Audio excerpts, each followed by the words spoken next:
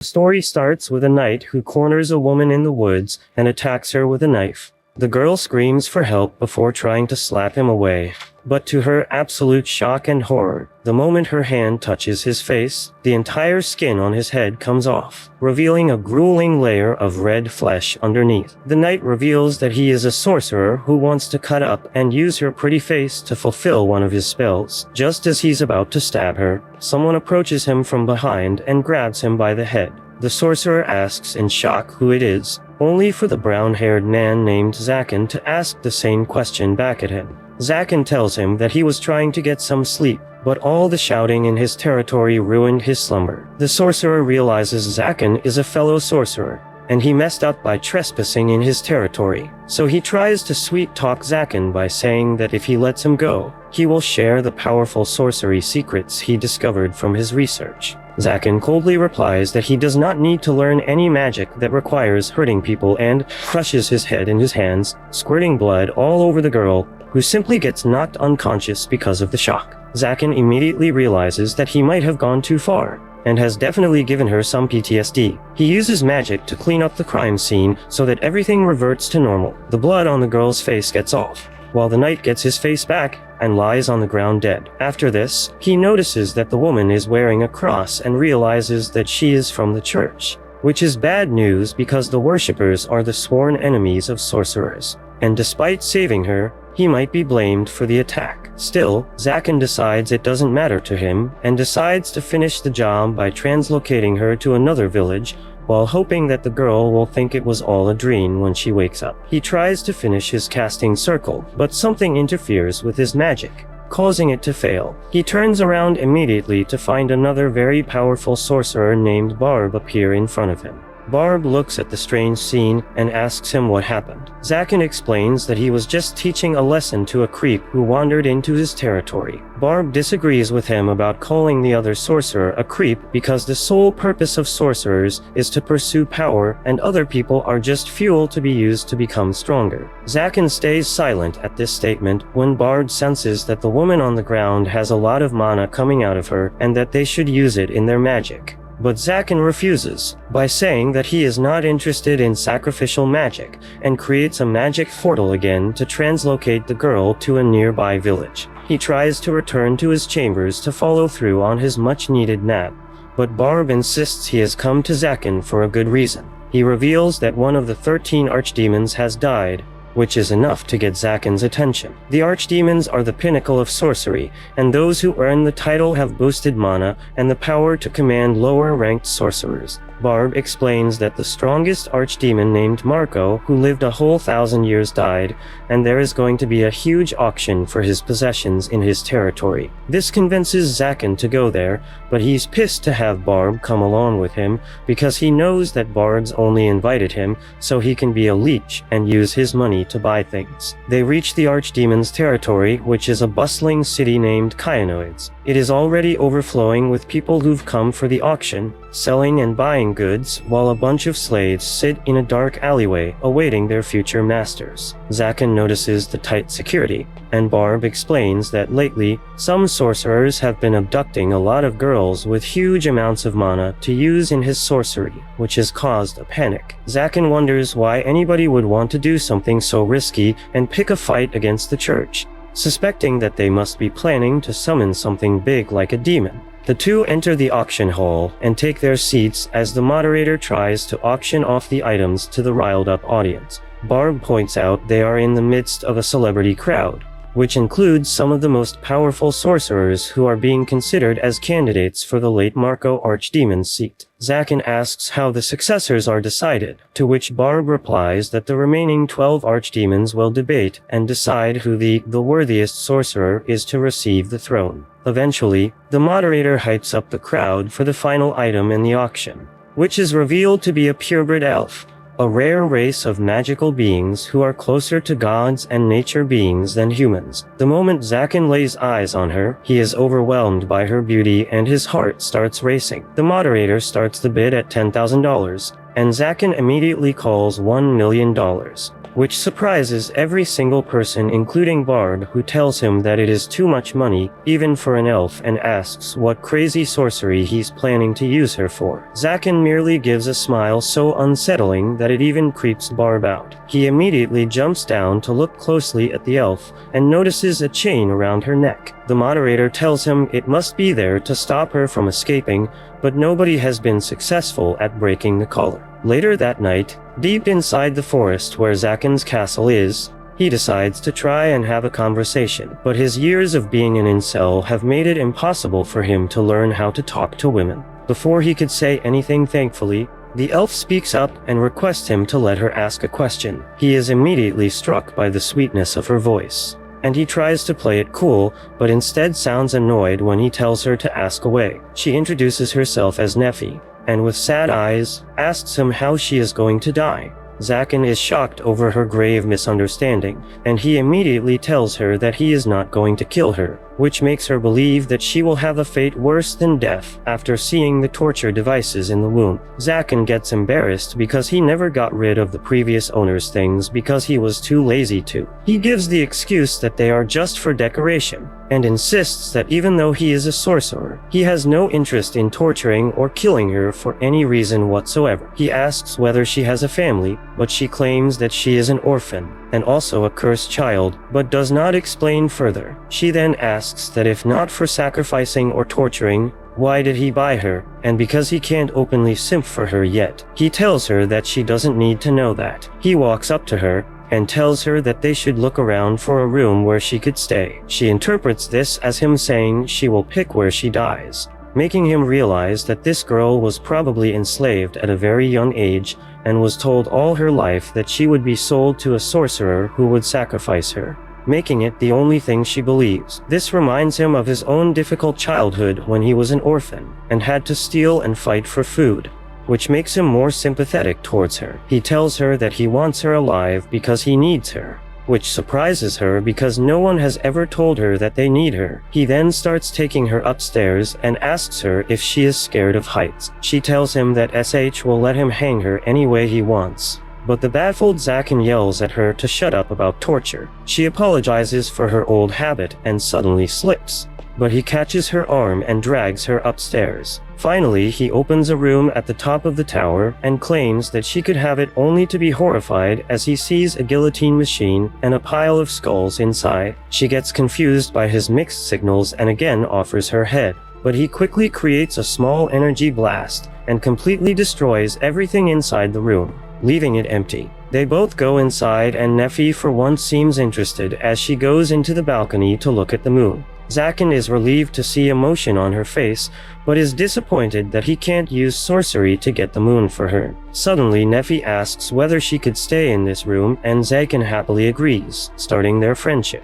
Neffy wasn't able to sleep in her room because it was so inhospitable, so she slept by Zakin's throne while he was unable to sleep due to nervousness, as he has never been this close to a girl before. By the time sun comes up, he decides to get some breakfast, while Neffy finally stirs awake and folds Zakin's cape, which she used as a blanket. Zakin soon walks back with some breakfast, while Neffy immediately greets him with a good morning. It turns out that no one has greeted him before, so he gets confused as to what he should say in return, and simply tells her that he got food with a scowl, and immediately regrets it. They both belong to the floor gang and start chowing down while Zakin thinks about why he is such a big failure. Neffy notices that he is eating the same thing as she is, which confuses her, and she asks about it. This makes him realize that the food that he is eating is way too plain, and only slaves and pigs eat like this. He realizes that he will always be a disappointment and starts eating the piece of jerky again,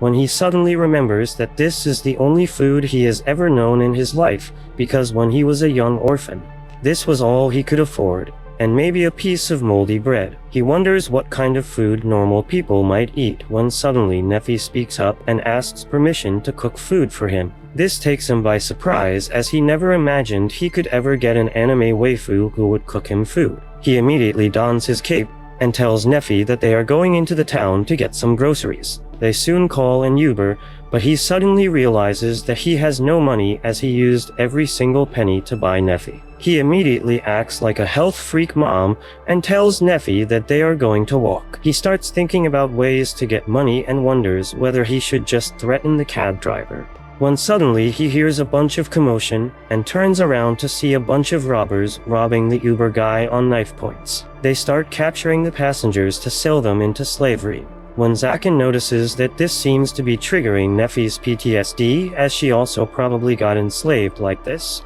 he decides to show Neffy how cringe robbers are, and uses his magic spell to send a blast of lightning as a warning, which scares the shit out of the goons, who immediately decide to rush him at once. A fat-ass fatty tries to attack him with his axe, but Zakin styles on him by stopping his blow with 2 fingers before shattering his axe into small pieces. He then pretends to punch the goon, but flicks him instead, which is enough to blast him back on top of another robber.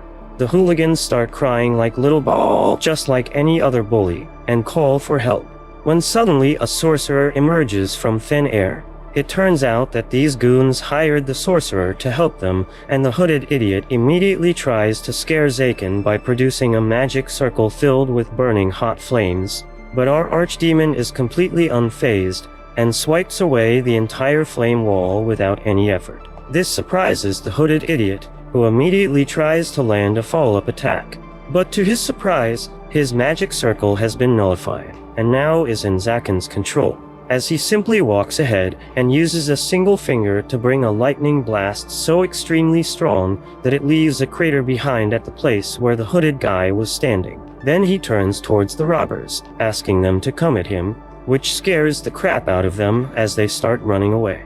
He then turns towards Neffy again, hoping to impress her, and says that she shouldn't be worried about these bullies, as everyone knows they are lame. To his utter surprise, the people near the cab immediately start thanking her for saving them, while the disgusting furry gives him a bag of silver coins as a thanks, and also asks him to give them his protection for the rest of the way to the town. He can't believe that money can be earned this easily, as he remembers that he has destroyed a lot of robbers in his hood, but no one thanked him before, but immediately realizes that it is all because of Neffy, as he looks less scary with a cute girl. On the way to the town, Neffy asks why he helps these people, and while trying to say something smooth, he ends up making a fool of himself once again. Upon reaching the town, he starts thinking where to go when he realizes that he doesn't know anything about the stuff that girls need for daily life, and even if he asks Neffy what she wants, she won't demand anything. He suddenly notices a tailor's shop and decides to head inside alongside Neffy, as the furry shopkeeper immediately gets scared after seeing a sorcerer come in. Zakin is pretty used to this, so he simply pulls Neffy forward and tells the furry to get a dress for her. The furry is entranced by her beauty, but also notices the slave collar around her neck. She acts all cheery and takes Neffy back into the changing room before dressing her up in an extremely skimpy dress, which my ex wore when she went to meet her guy best friends. Zakin gets embarrassed and tells the furry to immediately put some clothes on her, otherwise he will burn his shop to the ground. The furry immediately goes back in and soon comes out with Neffy dressed in a beautiful maid's outfit. The furry explains that the dress is made up of high-quality silk, while the boots have healing properties for her. Zakin asks whether she likes the dress, and for once Neffy tells him that she does like it. After buying the dress, they head over next to a blacksmith's place, who also gets scared of him, but feels better after looking at the pretty Neffy. He tells the smith that he wants him to remove Neffy's collar, which surprises the smith a bit, but he looks at it regardless, before telling Zakin that the collar has strong magic and cannot be removed very easily. He then tells Zakin that the collar shouldn't be removed forcefully, as it might end up killing her. He asks what could be the best way to remove it, and the smith tells him to look for the original key. Zakin remembers that even the moderator at the auction didn't have the key either, so it might become a problem. Zakin thanks the smith and gives him some money, but the guy refuses to take payment and reminds him that once he got attacked by a bunch of robbers while he was pulling up to Zakin's crib, and at that time he saved his ass and destroyed the robbers, while the smith and his daughter were too scared to even thank him properly and just ran away. Zakin tells him not to worry about such small problems and leaves alongside Nephi. By the time they get all of the grocery items, it's already evening, so Zakin decides to eat out tonight and takes Nephi to a nearby restaurant. They both sit down together at the table, as food is brought up to them, but he notices that Nephi seems very uncomfortable. She reveals that all her life she has never eaten like this, while Zakin thinks how alike they are in terms of their childhood. He reassures her, and she tastes the small tomato, which blows her mind away, and to thank Zakin, she also feeds him with her own spoon, while Zakin feeds her as they start acting like clingy, love-struck teens.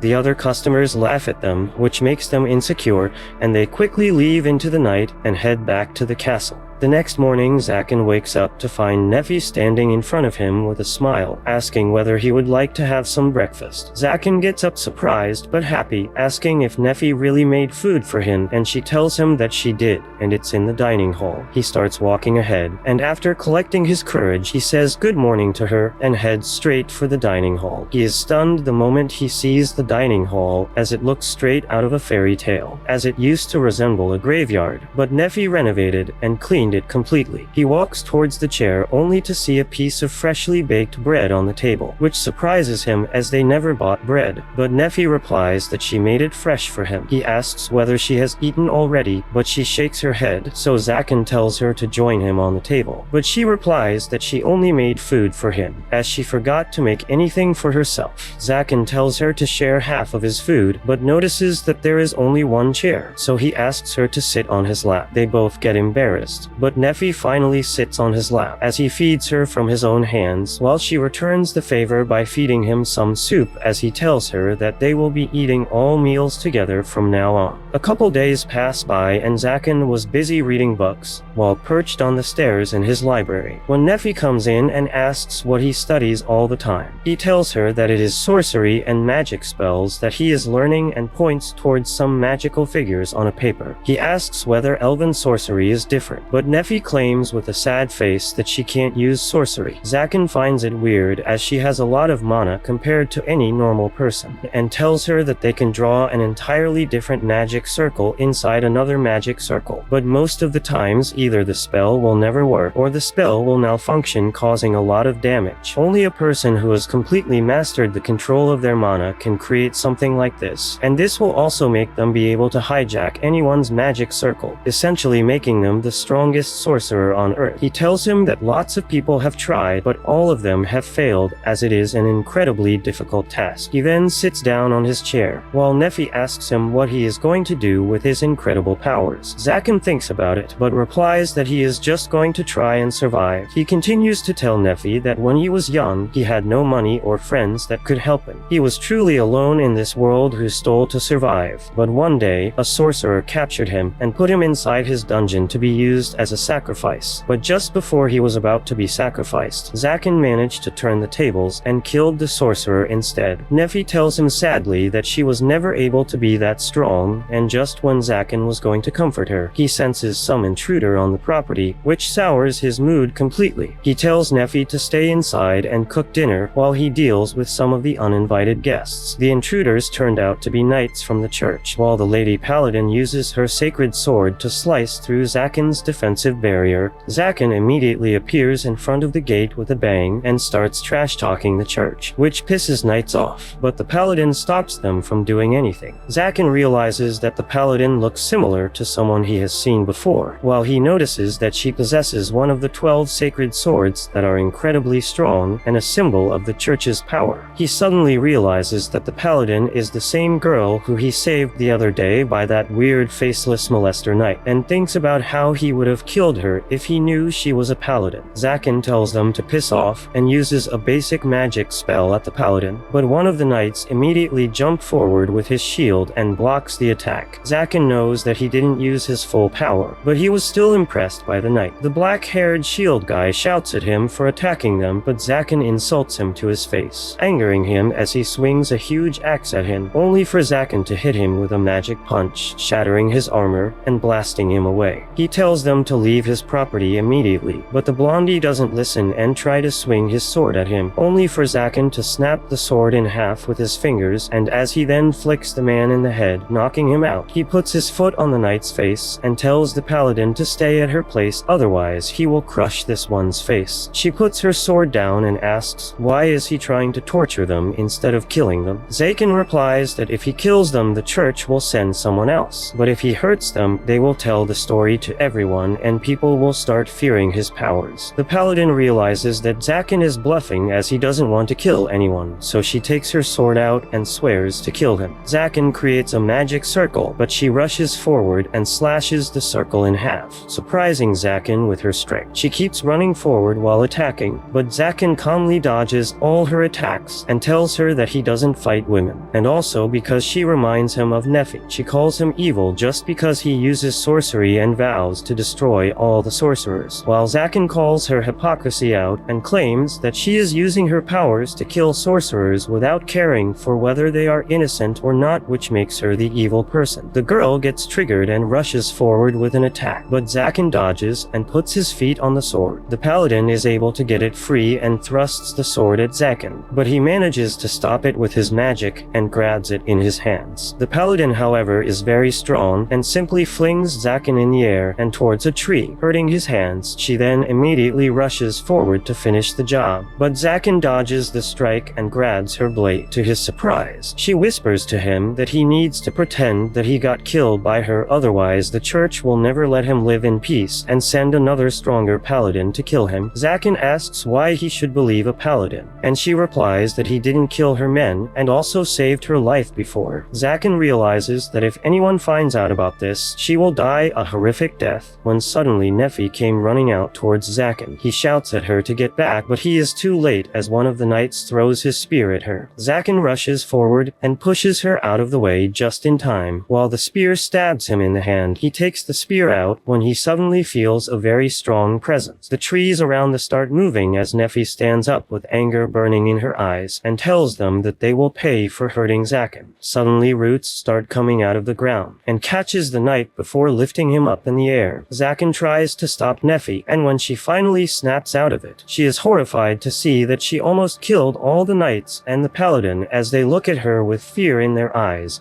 as they finally saw what Nephi was capable of. Later that night, Nephi bandages Zakin's hands as he thinks about how the paladin apologized for getting Nephi involved and left afterwards. He then turns towards Nephi and asks why she didn't tell him that she could use magic. She responds that it wasn't magic, but something called mysticism. Zakin remembers reading about it, but thought it was just a myth because it defies all laws of magic. Nephi continues that she is the only elf who could use this because she was cursed when she was born. She is the only elf who had white hair and was able to talk to animals and trees alike, and because of that people called her a freak and hated her. One day their village got attacked, and all the villagers told her to defend the village with her freak powers, but she decided to surrender while the entire village was slaughtered. She tells Zakin that she felt happy when the villagers who tormented her the entire life were getting killed, and then cries about how bad of a person she is to think like this. Zakin, however, tells her that he thinks she did very well, as if it was him, he would have killed all the villagers and the attackers himself. She was expecting him to kick her out of the castle when he realized that she was cursed, but instead, he holds her face and tells her that she will always stay with him as he can't live without her food anymore. Nephi starts crying out of relief while Zakin hugs her. After a short while, Zakin is finally able to quiet her down,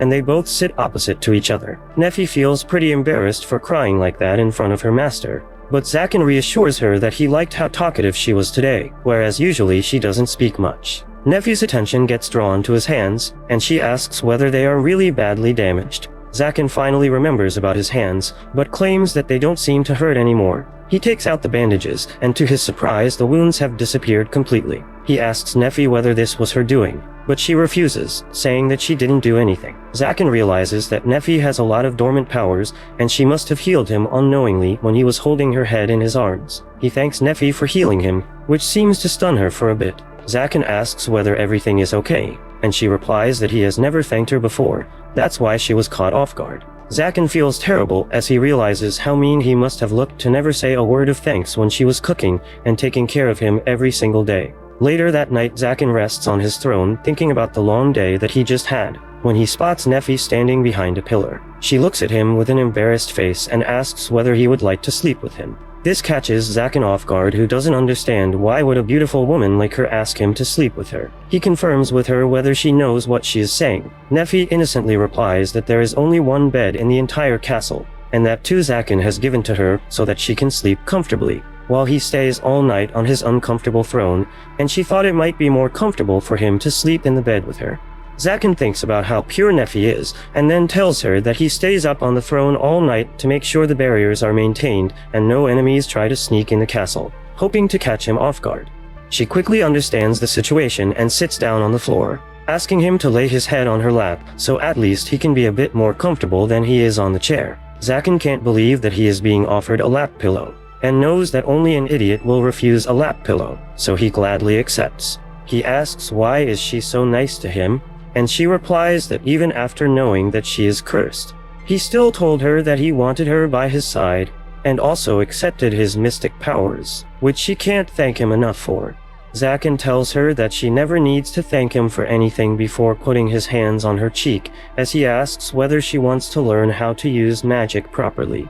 He claims that from what he saw today, he knows that she doesn't have a lot of control over her sorcery, but the amount of mana she released was incredible, especially considering that a huge chunk of it was subdued because of her color. He can't promise that learning basic sorcery would help her gain control over her mystic powers, but at least she will be able to defend herself better. She asks whether she would be able to protect him from trouble as well, and Zakin calmly replies that she already protected him from those knights from the church today.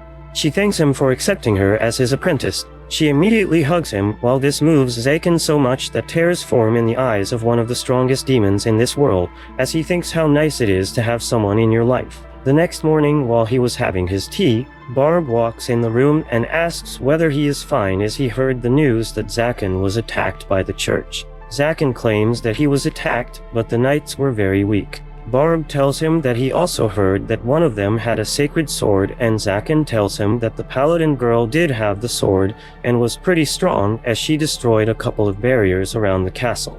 While they were talking, Nefi brings him some tea, and he suddenly remembers her from the auction spilling his tea. Zakin quickly uses his magic to catch the spill, while Barb asks whether it's the same elf that he bought for so much money. Zakin claims that it is, when Barb asks why hasn't he sacrificed her yet. Zakin replies that he is not a barbarian, and instead he has taken her as an apprentice. Barb sits down again as he realizes that with an elf by his side, Zakin can probably use every single kind of magic known to man. Zakin feels annoyed that he is talking about Nefi as an object and claims that it was Nefi who scared the knights away by her magic.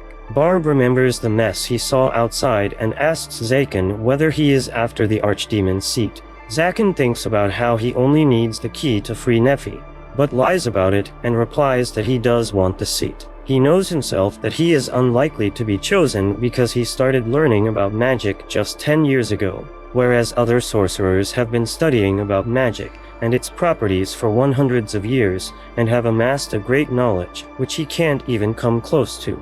Barb finally gets up and leaves, while Nefi asks whether he is Zakin's friend. Zakin immediately declines by saying that he doesn't have any friends, but Nefi claims that he seemed to be having fun talking to him. Later that day, he takes Nefi out to fix the magic barriers that were destroyed by the paladin in the hopes that she can learn something from it. After that day, Nefi started learning about sorcery while doing all the household chores as well. She learned all about the basic magic circles and often cooked food so nice that Zakin wanted to kiss her hands. Soon Nefi learned all the basics of sorcery, and Zakin told her that she knows enough magic to do some basic spells. Soon a month passes by since he started living with her, when a magic bird tries to enter Zakin's barrier, but he stops at using his magic circle. The two-headed bird calmly delivers a small envelope to him and flies away immediately. Zakin opens the letter only to find that he got summoned by the 12 archdemons to present himself in the city of the sorcerers. The next morning he goes down to the city and enters an underground lair. He enters a huge door only to find it completely jam-packed with all kinds of sorcerers. The moment he presents himself, one of the archdemons speaks up, and Zakin immediately feels the immense pressure and the intensity of their magic power as they overwhelm him completely. They they start talking about how young he is, when Zakin pulls himself back together and with a fake bravado asks the archdemons whether they brought him here just to waste his time or do they have something to say to him. One of the archdemon commends his bravery for speaking to them like this, and cuts to the chase, telling him that he has been selected for the position of the 13th archdemon. Immediately after that, the archdemon produces a red magical crest in the air, with such an immense amount of mana concentrated inside of it that Zakin starts feeling sick. The archdemons claim that this crest belonged to the previous 13th archdemon, and if Zakin accepts, it will be passed on to him alongside its power and prestige. Zakin looks at the archdemons and asks why they have chosen him, as there are sorcerers who are much older, more knowledgeable, and even powerful than him. The archdemon agrees that Zakin's powers are still very weak, but the fact is that he has some latent abilities which are so powerful that none of the sorcerers here, including the archdemons, can kill him.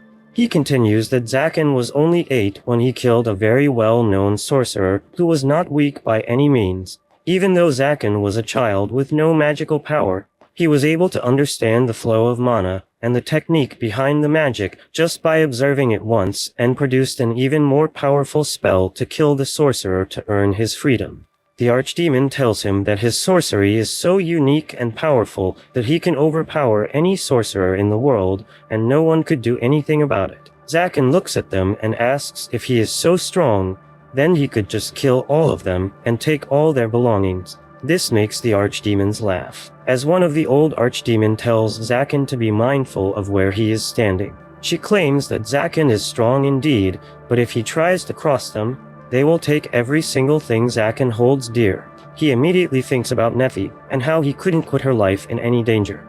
He starts thinking about his options, as he knew from the day that he became a sorcerer that a normal life is something he cannot have. But becoming an archdemon will mean that he will be diving into a darker path altogether. He knows that Nefi doesn't deserve to walk this path, as she will just suffer because of this darkness. The archdemon pulls him out of his thoughts and asks him for an answer. Zakin looks at him and puts a condition for accepting the title. The archdemon asks what more could he want than the title of one of the archdemons, and Zakin replies that he wants all the possessions of the previous archdemon. The sorcerer agrees to the arrangement and produces the crest before Zakin absorbs it on his hand, officially becoming the 13th archdemon of the world. That night he returns back to his castle, where Nefi was happily cooking him a lamb stew which he loved. Nefi happily greets him but notices that something seems off about him. He claims that he went to meet the other archdemons, and now has the property of the previous archdemon who owned Nefi. He produces a key and immediately unlocks the slave collar on Nefi's neck, which falls to the ground immediately. Before she could even process what was happening, he tells her that he is now the 13th archdemon and has no further use of her before kicking her out of the castle. Nefi sits down on an empty alleyway in the middle of the night, unable to process what just happened to her. She gets up to go back to the castle, but finds the broken slave collar, remembering that her master, who told her that he would never leave her alone and wants her to stay with him forever, just kicked her out like a stray dog. Nefi wanders around, unable to think of a life without her master, when suddenly a girl ends up calling her over and asks whether she is okay. Nefi looks up slowly, only to realize that the girl is none other than the Lady Knight who attacked them a month ago. Nefi was in such a terrible state that she believes that the paladin is here to take her life. But instead of running away, she accepts her death with open arms and tells the knight to kill her, as she has no intentions of living without her master. The paladin starts backing off, telling Nefi that she has no such intentions, but Nefi walks up to her, asking whether it's not the duty of angelic knights to kill the sorcerers, and claims that she is an apprentice to a sorcerer, which means she should be killed as well. A bunch of people roaming around on the streets end up overhearing this conversation and walk in to check what's happening. Because Nefi came to the market often to get groceries, most of the townspeople end up recognizing her and think that the paladin is harassing her because Nefi works for a sorcerer. The paladin tells Nefi to shut her mouth because she is making her sound like a serial killer when she is not. But before she could say anything more, the winged woman who helped Nefi get a dress ends up arriving on the scene and tells the paladin to back off. They start trash talking and calling names to the paladin, which turns so bad that she ends up breaking down on the floor and starts bawling her eyes out. Thankfully, Nefi steps in and tells everyone that the paladin hasn't really done anything to her. which silences the crowd as the bird woman asks Neffy why does she look so terrible then. The paladin starts crying and shouts at the crowd that she hasn't done anything. The bird woman ends up taking her to a local tavern where the paladin regains her composure and introduces herself as Chastel. The bird woman calls herself Manuela and asks whether she seriously didn't do anything to Neffy, because she seems to recognize her. Neffy stops Manuela and tells her that even though they were fighting, Chastel never tried to hurt her, and it was one of her subordinates that attacked. Chastel thinks about how the guy who Neffy attacked with her mystic magic got so much PTSD that he can't even look at a tiny plant now, as he fears they will eat him. The tavern cook gets Neffy some food, but she claims that she doesn't have any money for it. Manuela tells her to eat up as she will take care of it, but tells Chastel that she will have to take care of her own food. Neffy tries the food, and it makes her remember the lamb stew that he cooked for Zaken with so much love, and tears form in her eyes immediately. She starts crying completely while Chastel asks whether she did something with a worried look. Neffy tells her that she got kicked out by Zaken, and starts bawling her eyes out as both Chastel and Manuela run over to comfort her, and after finishing her food, Neffy tells them about what happened. Chastel tells her that she thought he was a half-decent person, but now it seems like he was just using Neffy for his own benefit. Neffy, however, defends Zaken and claims that he is not that kind of a person. Manuela asks what happened before he kicked her out, and Neffy tells them that he came home and told her that he has become an archdemon. This surprises both of them, and they explain to Neffy that this entire town was more or less run by the 13th archdemon, who was a pretty decent person. But after his death, things started getting bad and girls started getting kidnapped by sorcerers to use as a sacrifice. Chastel claims that the church believes that the archdemons are their sworn enemies, but there are only 12 sacred sword, whereas the archdemons are 13 in number, which means the knights are at a disadvantage. To get an even playing field, the church tries to attack the newest member of the archdemons because they haven't gained a lot of powers yet, which means that they are easier to kill.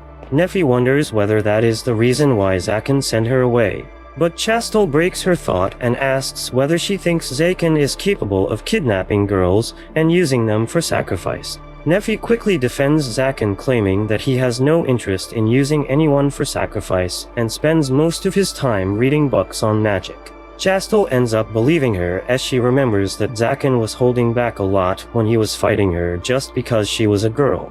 She tells Neffy that when she first saw him, it looked like he was sad and needed help and compassion from a different person. Neffy completely understands what Chastel was talking about as she remembers how happy he was when she was with him, and thinks to herself that he might need her help to feel happy again, and gets up from her table, claiming that she is going back to Zaken. Both Manuela and Chastel get up and ask whether she will be okay going out alone. Neffy claims that she needs to go regardless, because even though Zaken is super strong, and no one can defeat him very easily, he still can get hurt, and no one in this world can stay happy if they are left all alone. She turns towards them with newfound inspiration and claims that she wants to be there to support her master in his time of need.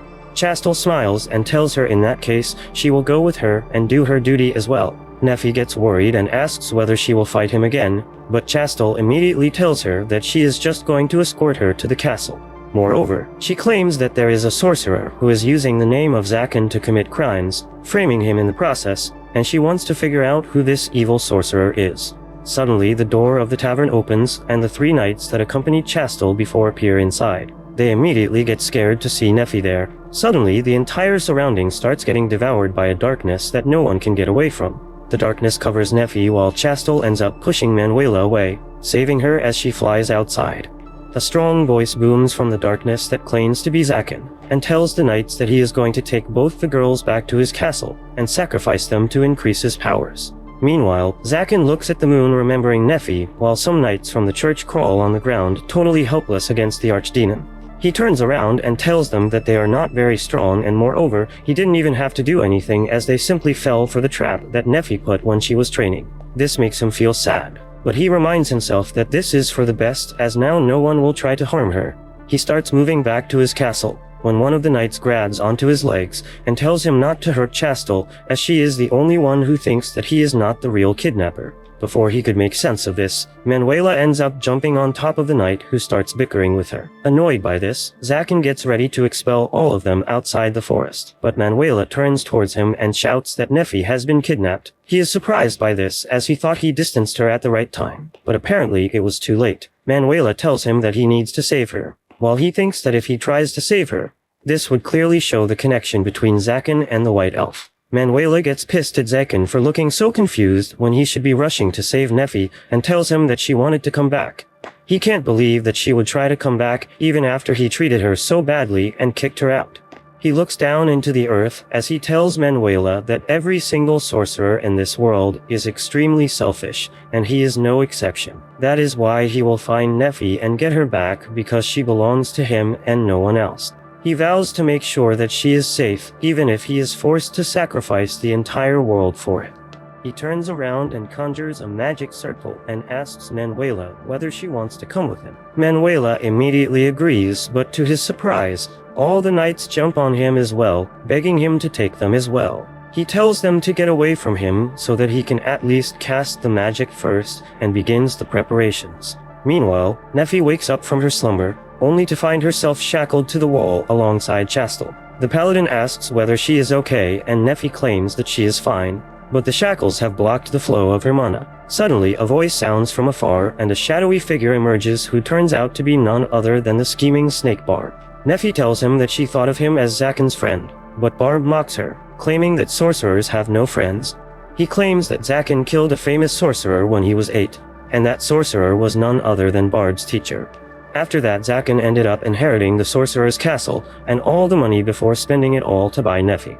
He tells her that all the riches and the castle belongs to him and not Zaken, and he is going to fulfill his dream by becoming the 13th archdemon by sacrificing Nefi and gaining all the power he needs. Nefi opens her mouth and tells him that all his planning will be in vain because Zaken has already become the 13th archdemon. This really shocks Barb, who gets pissed at the fact that even this thing that he so desired got stolen by Zaken. He angrily grabs Nefi and drags her towards a magic circle, claiming that he will gain so much power after sacrificing both of them that he will become even stronger than Zaken and crush him. He starts dragging her once again, but Nefi fights back and claims that she belongs to Zaken, and is not to be touched by someone as lowly as Barb. This pisses him off, and he was about to attack her with his magic, but suddenly a hole is blown through the cave as Zaken emerges from the dust. If you liked this video, make sure to subscribe for part 6. Barb asks Zaken how long has he known that he was behind the kidnappings, and he replies that it started when he saw the face stealer. That guy was super weak and couldn't have broken through the barriers surrounding the castle on his own, so there must have been someone backing him up. Zaken knew only one guy with the habit of breaking his barriers and entering his territory, and that was Barb.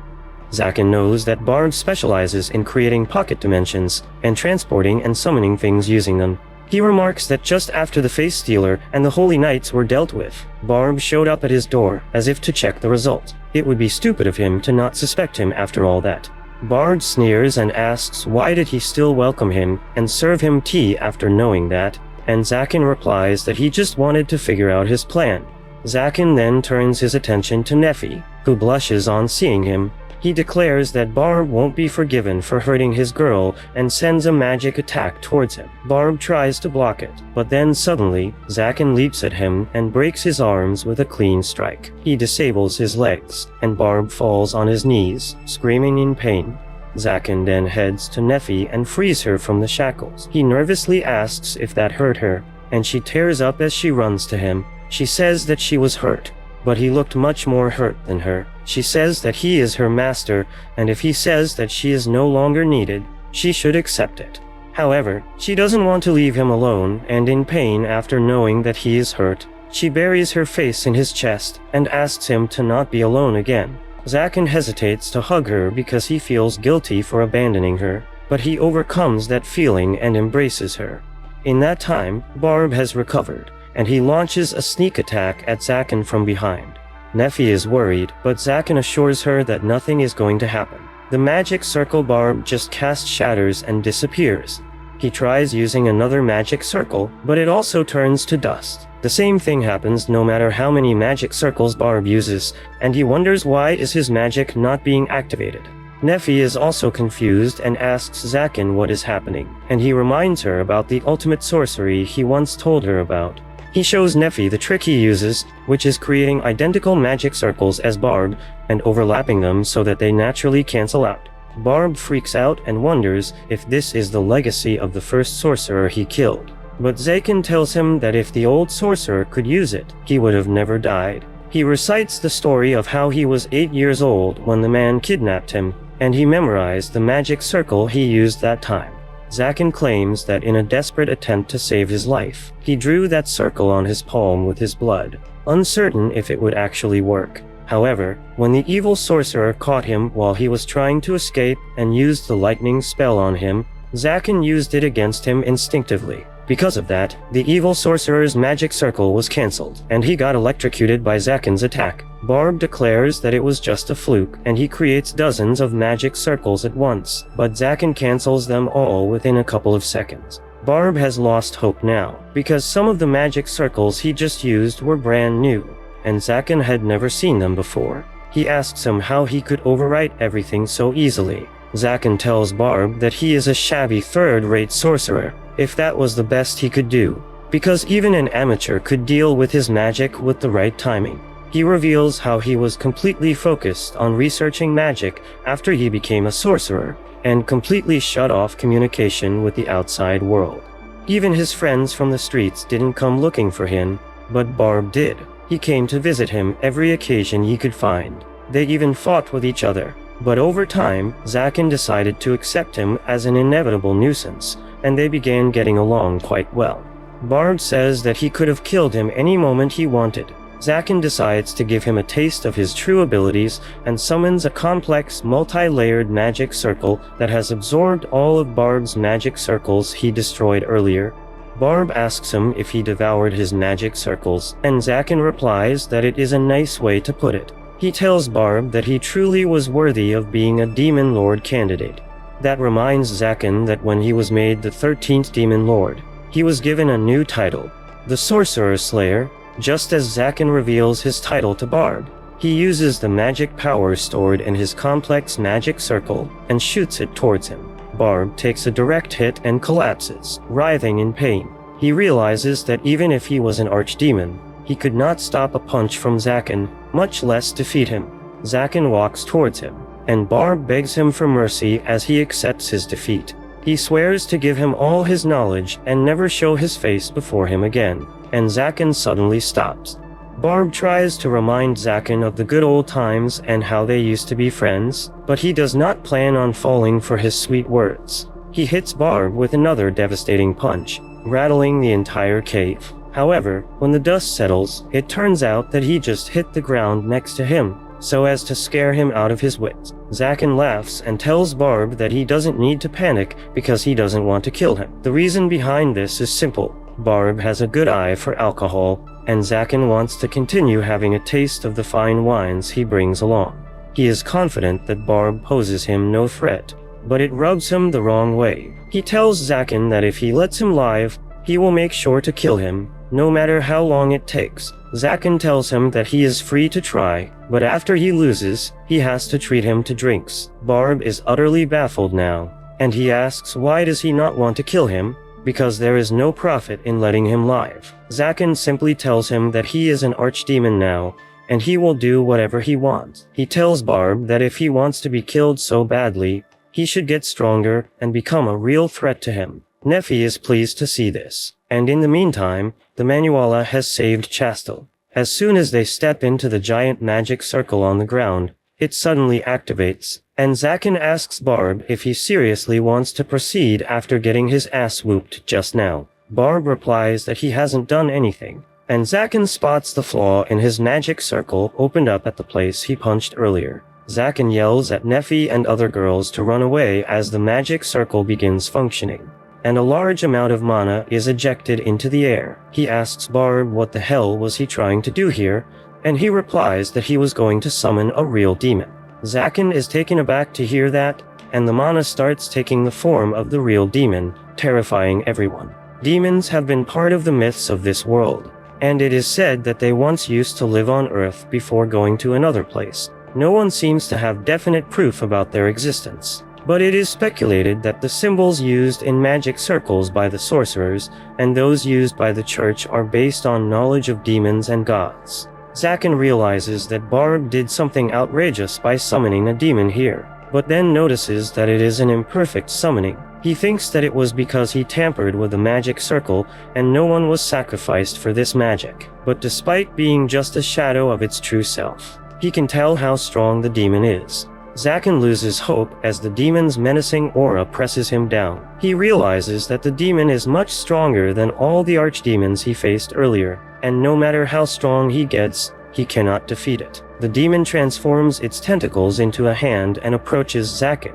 who wonders if this is how he dies. However, instead of attacking him, the demon simply kneels before him and addresses him as his king. Zaken realizes that the demon is not reacting to him, but to the symbol of the archdemon on his hand. He wonders what kind of outrageous power has fallen into his hands, but decides to make good use of it. He commands the demon to return where it came from, because this world is not meant for him. The demon stares at him silently, and then begins moving back into the magic circle, rattling the ground as he leaves. Once he is finally gone, Zaken falls to his knees, and the summoning magic circle vanishes. But now, the cave has started to collapse, and Zaken immediately picks up Nefi and the other two girls. He asks Barb to grab on too, and he latches to his robe as Zaken runs out of the cave. The wreckage is about to block their exit, when suddenly, the Holy Knights with Chastel arrive there. Thanks to them, everyone is able to evacuate safely. After saving Chastel, one of the knights starts crying, while the other tries to tell Zaken that they are here just to save their leader and rescue the civilians. They insist that they have no plans of cooperating with an evil sorcerer like him, and Zaken simply tells them to go home if they are done talking.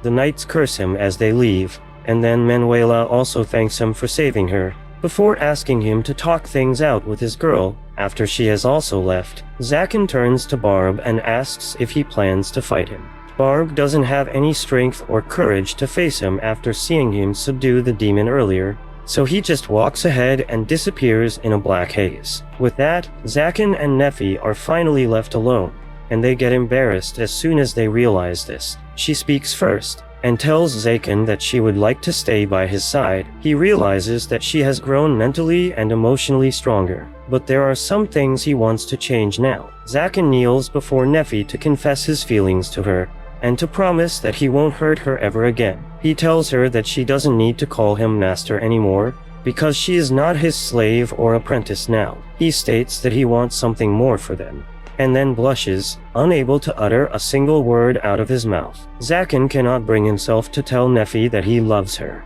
so he gets up and grabs her tightly, telling her that she belongs to him. He tells her that she will always be his, even after death. Both of them blush for a moment, but then Zaken falls to his knees, wondering why couldn't he just tell her that he loves her. However, what he just said was enough to make Nefi cry tears of joy. She pulls out the broken collar from her pocket and requests Zaken to put it back on her. She wants to wear it as a reminder of how she came into Zaken's life, and he accepts her feelings. He gently puts it around her neck, thinking that it is a bit too big for an engagement ring. They watch the sunrise together after that, and Nefi asks him what their relationship is now if she is not his slave or apprentice. He falls silent on hearing that and blushes, hoping someone will approach him with an answer. Soon after that, the news about the new archdemon spreads throughout the region. People talk about how Zaken looks scary, but is actually a decent person. Two fellow sorcerers, who were prominent archdemon candidates, also hear this, but they don't seem to mind that a sorcerer much younger than them has reached a position they were eyeing. However, there are some people not too happy with Zaken becoming the new archdemon.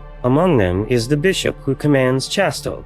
She tells him that she wants to pull out of the mission to hunt down Zaken, and even testifies that he was being framed regarding the kidnappings. The cardinal takes her words very seriously, and immediately strips her of her title as an angelic knight. Chastel realizes that the church has hit a new low because they care more about censuring her than dealing with real problems. Her underlings try to convince the cardinal that he is making a mistake, but she asks them to shut up. After seeing Zaken stand firm in what he believes in, she wants to become like him too. and faces the cardinal with determination. If you liked this video, make sure to subscribe for part 6, and make sure to check out this brand new anime about a loser who gets reincarnated as a prince with godly abilities.